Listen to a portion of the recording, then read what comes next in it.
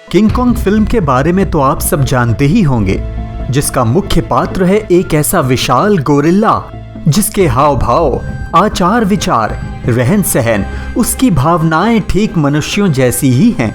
हालांकि ये गोरिल्ला कितना भी सत्यता के निकट क्यों ना लगता हो, परंतु ये हमारे लिए कल्पना के सिवाय कुछ भी नहीं, क्योंकि विशाल गोरिल्ला के बारे में हम सोच ही नहीं सकते जो मनुष्यों के समान हो।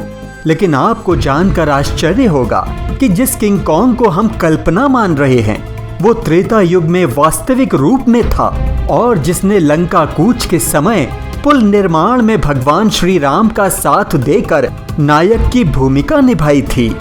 परंतु उसी विशाल बलशाली गोरिल्ला ने द्वापर में खलनायक बनकर धर्म के विरुद्ध जाकर सब कुछ तहस नहस कर दिया था।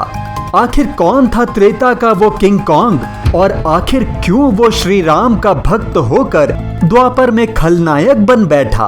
ये सुनाने से पूर्व मेरे दोस्तों को नमस्कार और बड़े बुजुर्गों को चरण स्पर्श।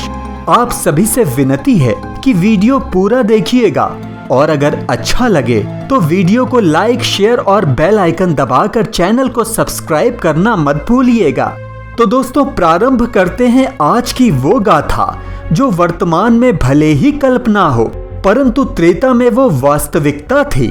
और उसी सत्य को जानने के लिए हमें चलना होगा त्रेता युग में, जहां 10,000 हाथियों के बल वाला एक विशाल गोरिल्ला रहा करता था, जिसका नाम था द्विविदा। वो वानर राज सुग्रीव का मंत्री हुआ करता था। द्विविदा का एक भाई था जिसका नाम था मैंदा। वानर सेना में मैंदा एक मुख्य योद्धा था। भगवत पुराण के अनुसार द्विविदा और मैंदा अश्विनी कुमार के पुत्र थे। जब श्री राम ने लंका कूच की ठानी, तब किष्किंधा कांड के अनुसार वानर राज सुग्रीव के आदेश पर दुनिया भर के वानर किष्किंधा में एकत्रित हुए। वो किष्किंधा जो आज कर्नाटक में तुंगभद्रा नदी के निकट स्थित है। इसके पश्चात वानर सेना ने समुद्र पर एक पुल का निर्माण किया, जिसमें द्विविदा ने अपने विशाल आकार और मजबूत भुजाओं के बल पर पुल के निर्माण को सरल बना दिया। इससे प्रसन्न होकर प्रभु श्री राम ने द्विविदा को दीर्घायु होने का आशीर्वाद प्रदान किया और इसी के फलस्वरूप द्विविदा द्वापर युग तक जीवित रहा। वहीं उत्तर रामायण के अनुसार जब प्रभु श्री राम ने अपना शरीर छोड़ने का निर्णय किया, तब किष्किंधा नरेश के रूप में अंगद का राज तिलक करने के पश्चात सुग्रीव अयोध्या पहुँचे और प्रभु श्री राम से कहा, प्रभु, आपके शरीर त्यागने का निर्णय हम सभी के लिए अति कष्टप्रद है। आपके स्वर्गारोहण के पश्चात यमराज की कुदृष्टि हम पर मृत्यु बनकर गिरेगी। अंगद को सिंहासन पर बैठाकर मैं यहाँ आया हूँ ताकि आपके मार्ग का अनुसरण कर सकूं। अन्य वानर भी आपके आशीर्वाद की कामना लिए यहाँ उपस्थित हुए हैं। अपनी कृपा दृष्टि हम सभी पर डालिए प्रभु। सुग्रीव की करुण पुकार सुनकर प्रभु श्री राम ने कहा, प्रिय हनुमान, ये तो तय है कि तुम सदैव जीवित रहोगे। जब तक मेरा नाम रहेगा तुम भी पूजे जाते रहोगे।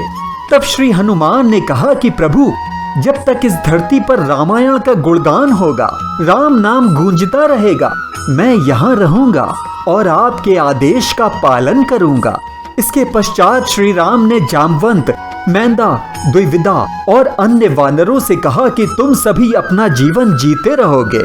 इसके पश्चात सुग्रीव और अन्य वानर श्री राम के साथ पृथ्वी से स्वर्गलोक प्रस्थान कर गए, जबकि हनुमान जी, मैंदा, द्विविदा और नल नील को मिलाकर 5 अन्य वानर पृथ्वी पर रहकर अपना जीवन जीते रहे।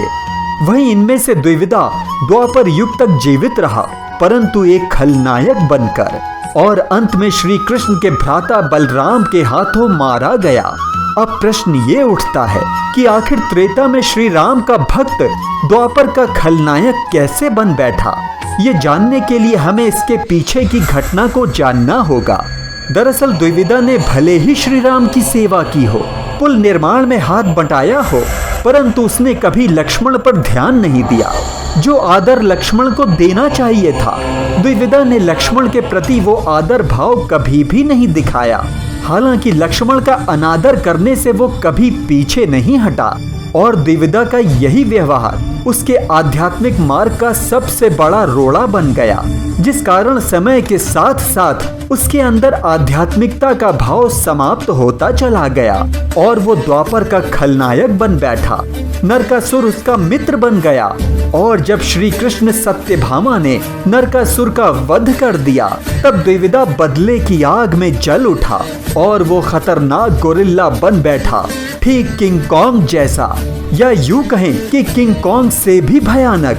वो एक खतरनाक अपहरणकर्ता, आगजनी करने वाला, गांवों को नष्ट करने वाला, बलात्कारी, धार्मिक कार्यों को हानि पहुंचाने वाला बन बैठा।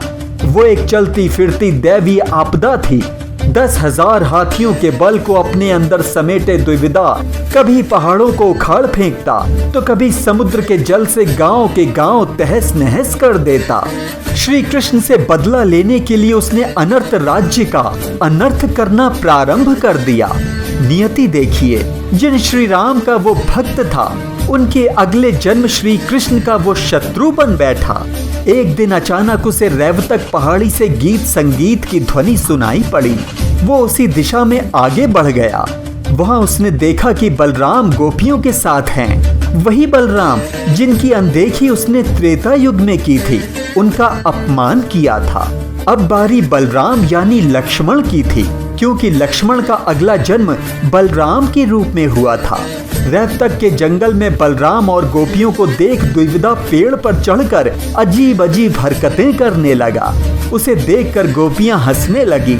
ये देखकर द्विविदा और भी क्रोधित हो गया और उन सभी की ओर पत्थर फेंकने लगा। अभी तक बलराम उसकी हरकतें सहन कर रहे थे, परंतु जैसे ही द्विविदा ने पेड़ उखाड़कर उनकी ओर फेंका, बलराम का क्रोध 7वें आसमान पर पहुंच गया। बलराम जी ने तत्काल उस पेड़ के प्रहार को रोक दिया और इसके पश्चात दोनों एक दूसरे पर टूट पड़े, परंतु द्विविदा बलराम जी के आगे कहीं भी टिक नहीं सका और उनके एक प्रहार से द्विविदा के कंधे की हड्डी टूट गई और अगले ही पल जमीन पर गिरते ही उसके प्राण निकल गए और त्रेता का किंग कॉन्ग द्विविदा द्वापर में मारा गया। तो दोस्तों, ये थी श्रीमद् भागवत पुराण में उल्लेखित आज की विष्णु लीला।